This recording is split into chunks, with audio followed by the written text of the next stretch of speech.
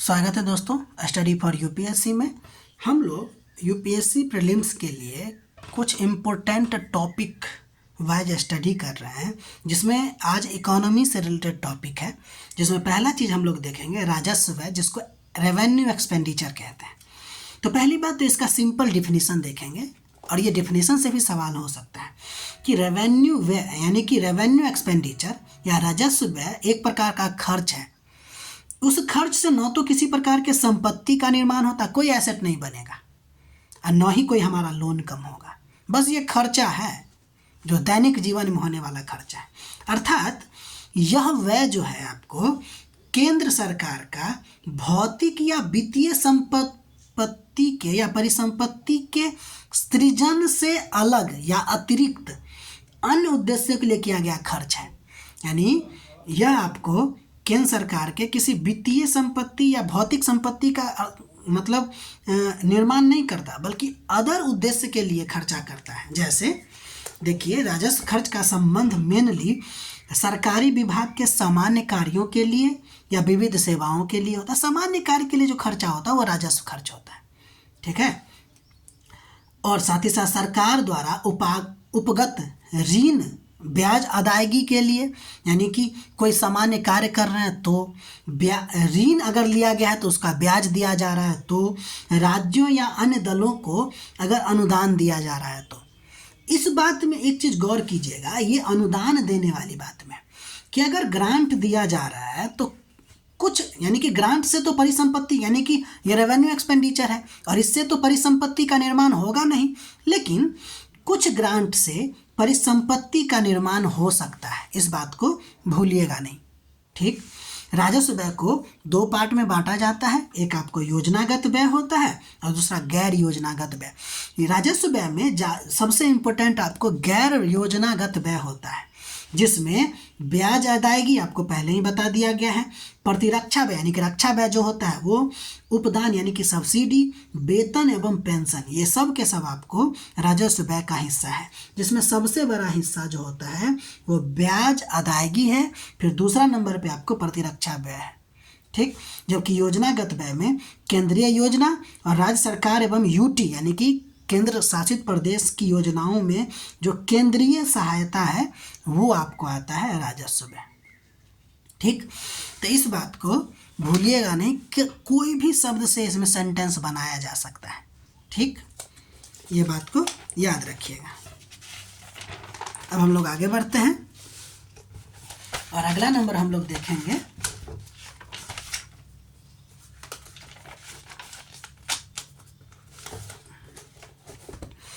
SLR और MSF। पहले तो इसका फुल फॉर्म देख लेते हैं। तो SLR का मतलब होता है स्टैच्यूअरी लिक्विडिटी रेशियो और MSF का मतलब होता है मार्जिनल स्टैंडिंग फैसिलिटी, ठीक। अब SLR के बारे में ध्यान से देखिए कि यह एक न्यूनतम प्रतिशत है जो हर बैंकों को अपनी कुल जमा राशि का कुछ हिस्सा या तो सरकारी बॉन्ड में, नहीं तो ट्रेजरी बिल में, नहीं तो सोना में, या नहीं तो नगद के रूप में रखना होता है, ठीक है। ज़्यादातर जो SLR है वो सरकारी बॉन्ड के रूप में ही रहता है, ठीक है। तो ध्यान दीजिए, SLR समझ गए, यानी कि ये जो होता है वो कुछ प्रतिशत होता है जो बैंकों को अपना जमा राशि का कुछ हिस्सा रखना पड़ता है अपने पास। ध्यान दीजिएगा, कहाँ? अपने पास। एक और होता है CRR, वो अब RBI के पास रखा जाता है। देखिए, तो SLR की जब हम बात करते हैं तो इसका उपयोग दो तरीका से हो गया। एक तरीका वो होगा कि ये आपको बैंकिंग प्रणाली में अतिरिक्त तरलता समाप्त करने में किया जाएगा। क्वेश्चन दे सकता है कि SLR का उपयोग जो है वो बैंकिंग प्रणाली में तरलता को समाप्त करने के लिए किया जाता है। साथ ही साथ इसका उपयोग सरकार के लिए राजस्व जुटाने में भी उपयोग होता है। तो हम लोग कहेंगे यस, क्योंकि देखिए ना, जो जमा राशि है वो बैंक क्या कर सकता है, सरकारी बॉन्ड उससे खरीद सकता है, ठीक है। तो सरकारी बॉन्ड के रूप में वो रखा हुआ है पैसा, ठीक। इस बात को ध्यान रखिएगा। अब अगला नंबर आते हैं MSF। MSF जो होता है, समझ गए, मार्जिनल स्टैंडिंग फैसिलिटी होता है, एक सुविधा है जिसमें कमर्शियल बैंक जो है वो RBI से ओवरनाइट यानी एक रात के लिए पैसा उधार लेता है। MSF क्या होता है? मार्जिनल स्टैंडिंग फैसिलिटी होता है, जिसमें कमर्शियल बैंक आरबीआई से एक रात के लिए पैसा उधार लेता है। यानी ये जो पैसा उधार लेता है, तो उधार लेने का और भी तरीका है, लेकिन जब बैंक के पास उधार लेने के जब सभी विकल्प समाप्त हो जाते हैं, तब यह अंतिम उपाय के रूप में एमएसएफ का स्थान आता है। यानी कि यह जो सुविधा है, इसके तहत ध्यान दीजिएगा कि आरबीआई बैंकों को पैसा तो देता है, लेकिन कहता है कि हम आपका कोलेट्रल रखेंगे, यानी कि सरकारी प्रतिभूति को गिरवी रख के पैसा देता है। साथ ही साथ इस पर जो ब्याज लेता है वो भी सबसे ज़्यादा ब्याज लेता है, यानी कि इसकी जो ब्याज की सीमा है वो सबसे ज़्यादा है। इसीलिए इसको कभी कभी पेनाल्टी के रूप में भी देखा जाता है, दंडात्मक नीति के रूप में भी देखा जाता है।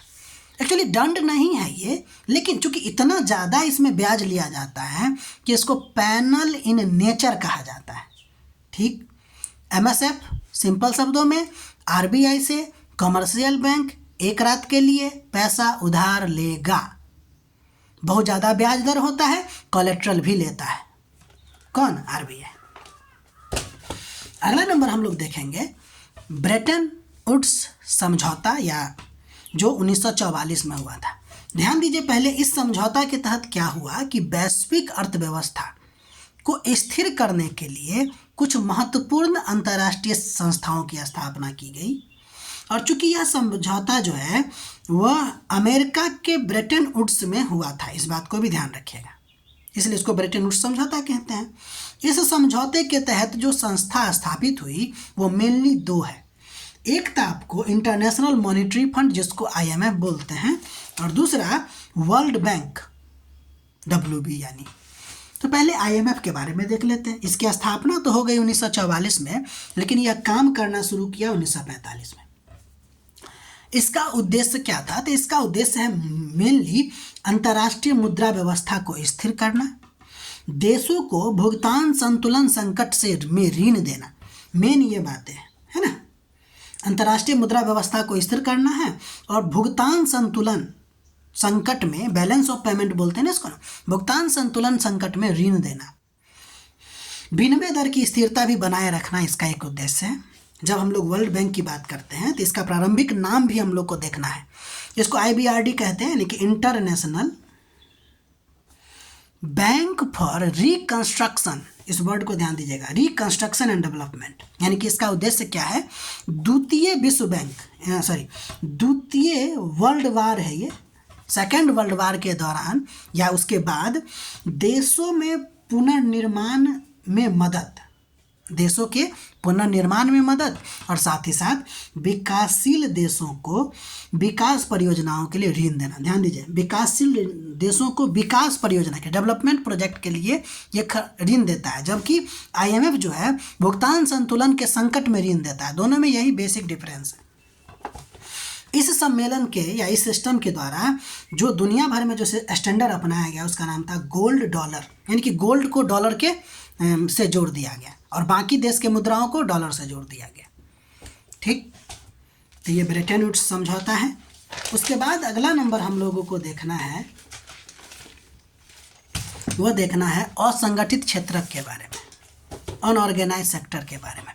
तो पहले अनऑर्गेनाइज सेक्टर का ना यहाँ पे मेनली हम लोग डेफिनेशन देखेंगे कि national commission for enterprises in the और अनऑर्गेनाइज सेक्टर के अनुसार ये जो असंगठित क्षेत्र होता है वो क्या होता है?